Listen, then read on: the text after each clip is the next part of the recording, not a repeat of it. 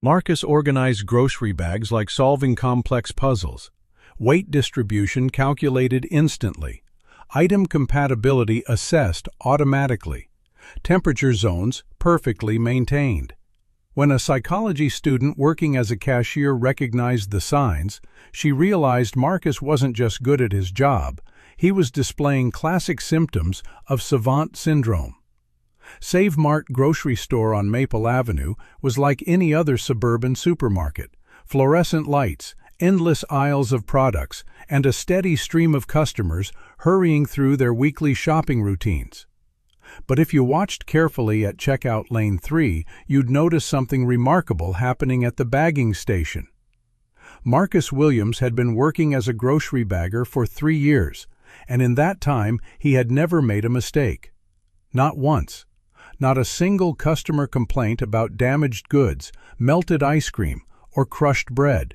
His bags were perfectly organized, optimally weighted, and logically arranged in ways that made unpacking at home effortless. Other employees noticed Marcus's precision, but they attributed it to being naturally careful or perhaps having some kind of obsessive-compulsive tendency. Customers appreciated his thoroughness, though many barely acknowledged the quiet young man who handled their groceries with mathematical precision. Marcus was 24 years old, had graduated from a special education program, and lived in a group home with 3 other adults who had developmental disabilities. The job at Savant was part of a supported employment program designed to help people with disabilities find meaningful work in the community. What no one realized was that Marcus possessed one of the rarest neurological conditions on Earth, a condition that affected perhaps 1 in 10 million people, and gave him abilities that would astound researchers if they knew to look for them. The recognition came from an unexpected source: Emma Rodriguez, a psychology graduate student who was working part-time as a cashier while finishing her master's thesis on autism spectrum disorders and cognitive processing. Emma had been working at Savant for 6 months, mostly focused on her own duties and studies, when she began to notice Marcus's work patterns. At first, she thought he was simply very good at his job. But as weeks passed, she observed behaviors that made her psychology training kick in. Marcus didn't just bag groceries, he orchestrated them. He would scan the items coming down the conveyor belt and, before the customer had finished paying, have already determined the optimal bagging strategy. Cold items were grouped by temperature requirements. Fragile items were positioned with protective cushioning from softer products. Heavy items were distributed across multiple bags with perfect weight balance. More intriguing was Marcus's memory. He remembered exactly how every regular customer preferred their items packed. Mrs. Chen always wanted her cleaning supplies separated from food items. Mr. Thompson needed his bread and eggs in a separate bag that he could carry carefully. The Johnson family, with 3 small children, needed their items organized for easy meal preparation. Marcus tracked hundreds of these preferences without ever writing anything down, and he never confused one customer's requirements with another's. But what caught Emma's attention most was Marcus's response to disruptions in routine. When the store rearranged checkout lanes, other employees struggled with the change. Marcus adapted instantly, as if he had already mapped the new configuration in his mind. When new products were introduced, he immediately understood their bagging requirements: weight, fragility, temperature needs, without instruction. Emma had studied enough about autism spectrum disorders to recognize that Marcus was displaying signs of exceptional pattern recognition, spatial processing, and memory capabilities that went far beyond typical ranges. But there was something more specific about his abilities that reminded her of case studies she'd read about a rare condition called Savant syndrome. Savant syndrome occurs in fewer than 1% of people with autism spectrum disorders, and even more rarely in people without autism. It involves extraordinary abilities in specific areas: mathematics, music, art, or, in Marcus's case, what appeared to be spatial and organizational processing, while other cognitive functions may be impaired. Emma decided to observe Marcus more carefully, not to intrude on his privacy, but to better understand what she was witnessing. Over the following weeks, Emma documented Marcus's abilities. She timed how long it took him to assess and bag complex orders, consistently faster than other employees despite his more thorough approach. She noticed that he could predict which customers would need special accommodations before they asked. He seemed to have an internal clock that kept perfect track of his break times, shift changes, and even when delivery trucks would arrive. Most remarkably, Marcus appeared to process visual information in ways that suggested his brain was wired differently than typical. He could look at a cart full of groceries and instantly visualize the optimal bagging solution like a three-dimensional puzzle that he could solve before touching a single item. The moment of revelation came during a busy Saturday afternoon rush. A customer had filled 2 shopping carts with groceries for what appeared to be a large family gathering, dozens of items of varying sizes, weights, and storage requirements. Other baggers would have needed significant time and multiple attempts to organize such a complex order efficiently.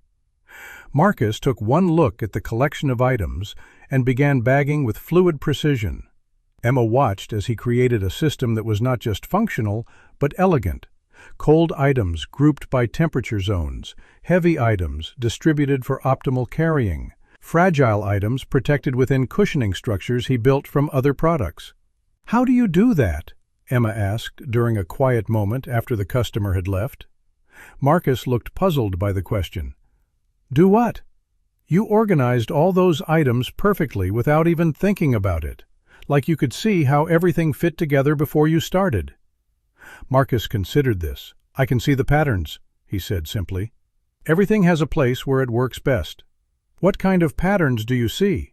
"Weight patterns, temperature patterns, shape patterns, how things fit together so they don't get damaged." Marcus paused, struggling to articulate something he had never been asked to explain. "It's like the groceries tell me where they want to go." Emma realized she was listening to someone describe a form of intuitive genius that most people couldn't comprehend. Marcus wasn't just good at bagging groceries. He was displaying a rare form of cognitive processing that allowed him to perceive and organize complex spatial relationships in ways that seemed almost supernatural. That evening, Emma researched Savant syndrome more thoroughly. She learned about individuals like Stephen Wiltshire, who could draw detailed architectural sketches of entire cities after seeing them once, or Daniel Tammet, who could perform complex mathematical calculations instantly and see numbers as visual patterns. Marcus's abilities seemed to fall into a category that researchers called spatial savant skills, the ability to process, remember, and organize spatial information with extraordinary precision and speed. But Emma also learned something that troubled her. Many people with savant abilities go unrecognized because their talents don't fit conventional ideas of intelligence or achievement. They might work in jobs that seem beneath their capabilities, not because they aren't intelligent, but because society doesn't know how to recognize or utilize their unique forms of genius. Emma wondered how many other Marcus Williamses were working in jobs that barely scratched the surface of their potential. She decided to approach Marcus's supervisor, Janet Mills, who had worked at Save Mart for 15 years and had hired Marcus through the Supported Employment Program. "I've been observing Marcus's work," Emma told Janet during a private conversation. "I think he might have some extraordinary abilities that we're not fully recognizing." Janet was defensive at first. "Marcus is a good employee. He follows instructions well and doesn't cause any problems." "That's not what I mean," Emma explained. "I think Marcus might have what's called savant syndrome, exceptional abilities in specific areas. The way he processes and organizes information is remarkable." Emma described her observations. Marcus's perfect memory for customer preferences, his instant spatial processing abilities, his pattern recognition skills that went far beyond typical human ranges. "What are you suggesting?" Janet asked. "I think Marcus might be capable of more than just bagging groceries. His abilities could be valuable in other roles, maybe inventory management, store layout optimization, even training other employees." Janet looked skeptical. "Marcus has developmental disabilities. This job is appropriate for his skill level. Emma realized she was encountering one of the biggest barriers facing people with savant abilities, the assumption that developmental differences automatically mean limited potential. "What if we're underestimating him?" Emma asked. "What if his brain just works differently, not worse?" The conversation planted a seed in Janet's mind. Over the following weeks, she began observing Marcus more carefully, not looking for problems to correct, but for abilities to recognize. She noticed that Marcus often spotted inventory issues before anyone else: products running low, items placed in wrong sections, seasonal displays that needed updating. When she asked him about these observations, Marcus would explain his reasoning with a clarity that surprised her. "The bread delivery is late today," Marcus would say. "The shelf pattern is different." "How do you know that?" "The empty spaces are in the wrong places. Usually we sell white bread faster on Tuesdays, but today the wheat bread spots are empty first. That means the delivery timing changed." Janet began to realize that Marcus wasn't just bagging groceries. He was unconsciously tracking complex inventory patterns, customer behavior trends, and store operational rhythms with mathematical precision. The breakthrough came when the store's computer system crashed during a busy weekend, leaving employees unable to access inventory data or sales tracking information.